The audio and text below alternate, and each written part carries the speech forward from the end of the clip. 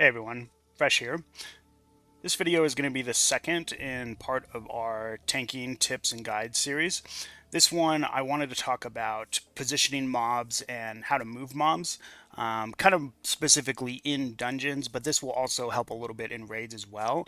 Actually, some of the mechanics you learn really early on with mobs and how they operate in positioning will also even help you in some of the higher end raids later on in TBC. So the first thing we need to understand when we want to try to position mobs is first, what's our goal with positioning mobs? And second, what do different mobs do, and how does that affect how they move in relation to other player characters and yourself? So the first thing we want to think about is why do we want to move or position mobs? Like what's our goal? There's going to be two primary goals, I think, anytime you're thinking about moving or positioning mobs. The first thing is that generally speaking, any number of mobs that you are currently fighting, it's better to have those mobs grouped as close together as you can, as opposed to having them spread out. The obvious reason for this is it means that any AoE or cleave abilities that you and your party are doing, it will hit all of the mobs if they're grouped fairly close together, right? If they're spread out, and I'm sure you've maybe seen this, especially in lower level dungeons. You've maybe got like a caster standing over here. They're like casting like a frostbolt type ability. Maybe you've got like a ranger or a hunter type mob over here, and they're just shooting their bow. And then you've got a melee like standing in front of the tank. And ultimately, it just makes, controlling and doing damage a lot harder for the group as a whole, right? So as a tank, you have a lot of tools available, not even just specific to your class, but just with game knowledge that will allow you to position and group those mobs together. The second reason we may want to change positions on mobs in groups is maybe you know that there's a patrol that walks around, and so you want to like pull that group that you're fighting away from where you know the patrol is going to be.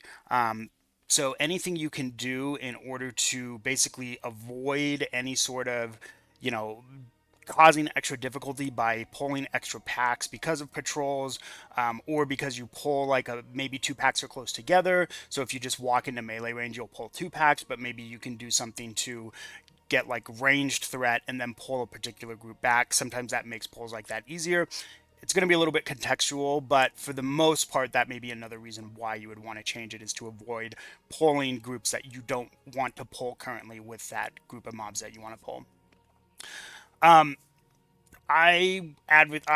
argument for understanding how to position mobs is that first and foremost, and really everything kind of falls from this, is you have to understand how mobs work. And realistically, I would say there's three primary categories of enemy monsters.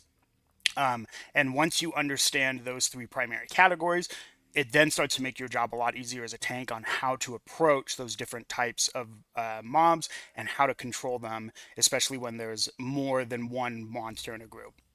So the first one we want to talk about is melee mobs. So melee mobs are the easiest for a tank to control because, like the category says, they melee. So essentially, they will try to simply use fundamentally auto attacks on whatever player they have threat on, which should be you. Um, and so they're going to try to get as close to you as they can, no matter what, right? And so those mobs are pretty easy to control. You can grab them and you can pull them and you can move them around and stuff like that. I'm actually here in Stranglethorn Vale because this particular area has the three types of categories of mobs I want to talk about. They're simple enough to understand, and they have names that make it really easy to understand each of these categories pretty well. So the first one we talked about was melee mobs, right? And that's going to be these Skull Splitter Warriors. It's a warrior. He's got a shield. He's got a mace. This is a melee mob. Pretty straightforward, right? So let's go ahead and just talk about some of the movement with melee mobs. Again, they're pretty simple, but basically if I use like a ranged ability on this mob, so if I use Fairy Fire, he's going to try to melee me. So as I'm moving away, he's like, hey, I want to hit you with my hammer, and he's just going to chase you. So you can take him anywhere you want. It's very easy, obviously, to move with melee mobs, right? So let me go ahead and just kill this mob real quick. We'll do it in bear form. I know cat form is faster, but for the purpose of this video, we're just going to be doing that, and I'll just continue talking. So again, melee mobs are very easy to control. If you need to move melee mobs, you can do that. Like I'd be like, oh, I need to move over here for some reason. Maybe I see a patrol like over here and I need to move the mob. I can just walk behind. Now, depending on the mob, some of them will run away depending on what they do. Not all mobs will run away, but some will. Um, if you know a mob is going to run away, you can try to do things to either A, stop the mob, or B, try to just finish the mob off as quickly as you can. Feral Druids, for example, have Feral Charge. So if you Feral Charge, that'll root the mob in place. Obviously, you have to be 8 yards or farther away from it. You can't do it in melee range. You can stun a mob that's running away too. So like you can use Bash as a Druid. You can use like Hammer of Justice as a Paladin. You can use Concussion Blow as a Protection Warrior. So you can do things like that. You can use slows on the mob. So like as a Warrior, you can hamstring a mob if it's running away and you don't think your group's going to kill it in time. Those are little things you can do to control it. But for the most part, melee mobs are pretty simple to understand. You have aggro on it, it's going to run up it, it's going to try to hit you.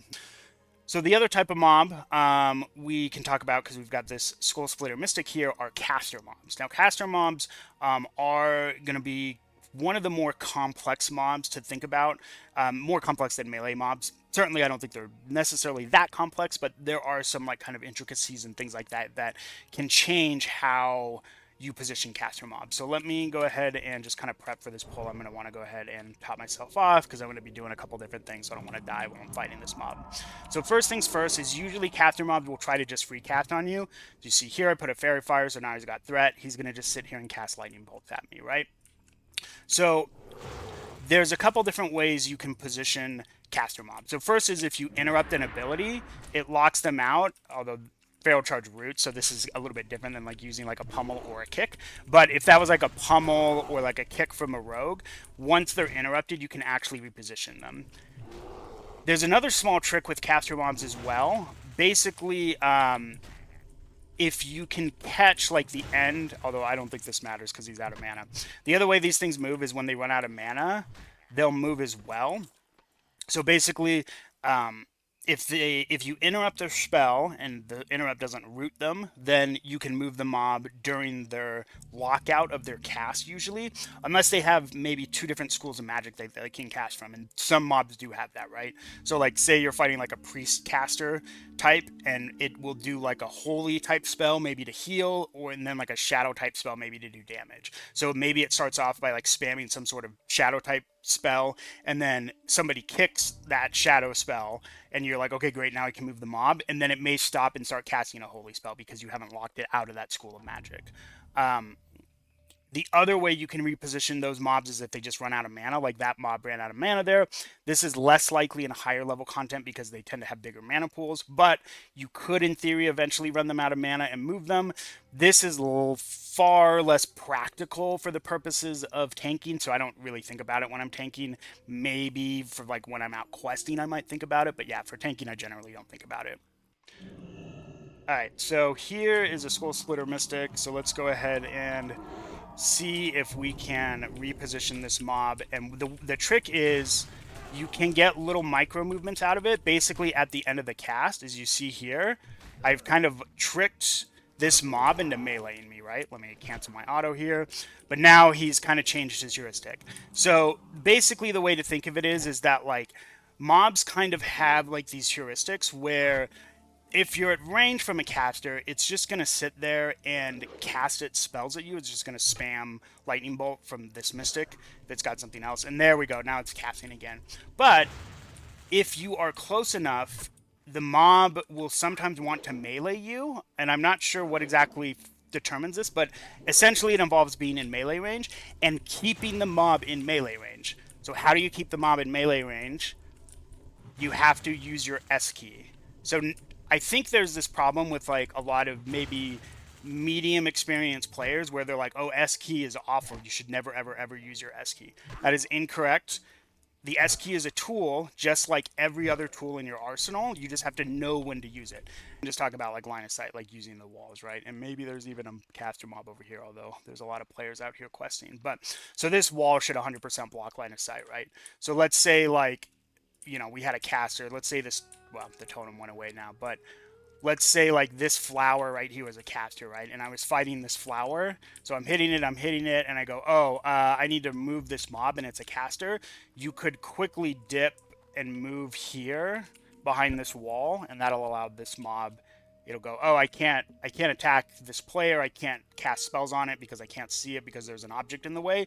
It will move around and try to get to you, and that will have it stand right here. This is really good for basically like allowing you to group like a lot of like kind of annoying mobs like casters and things like that. Now, a couple things to keep in mind with trying to use the line of sight method. One is that the mobs will always go after the player that they're targeting.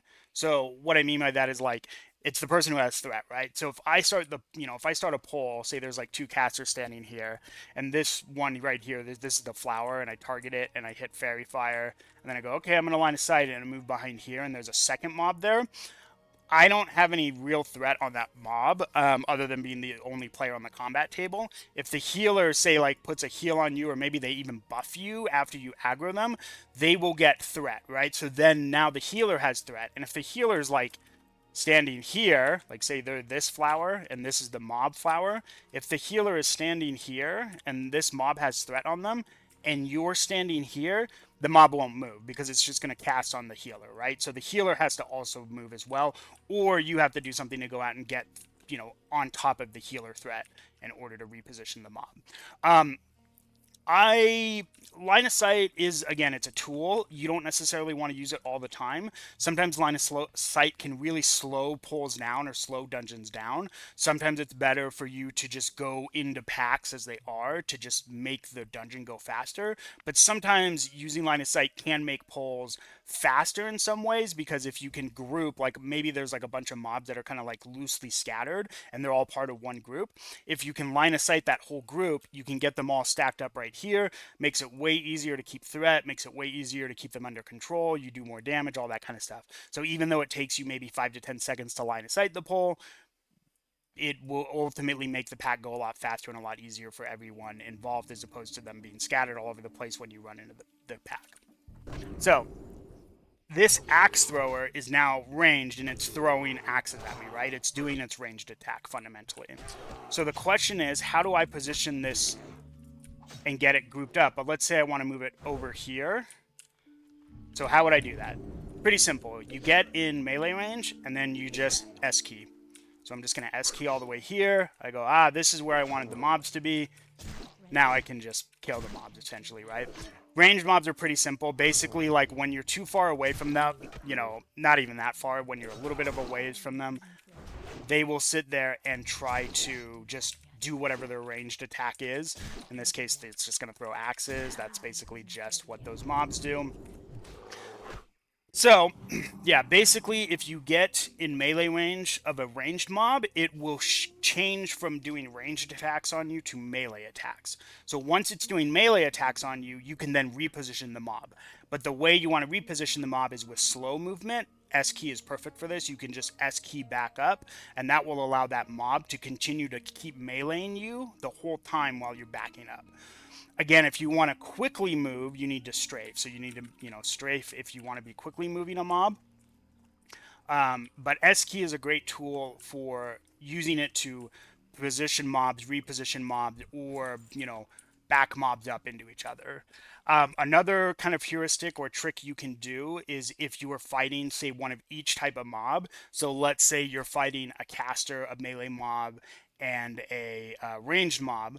And then let's say the caster's like 30 yards away from everybody else, and the ranged mob is like 10 yards away or whatever from the melee mob. So they're kind of like in maybe a triangle. What you can do is you can grab the melee mob, because the melee mob will stay on you no matter what you do. So just hit the melee mob with like an ability or two, and as you're hitting it, move towards the ranged mob, then start hitting the ranged mob, and then back up into the caster mob. And then what that does is, without even having to like necessarily interrupt the caster mob, you can then have the three mobs stacked together. So melee, ranged, and caster.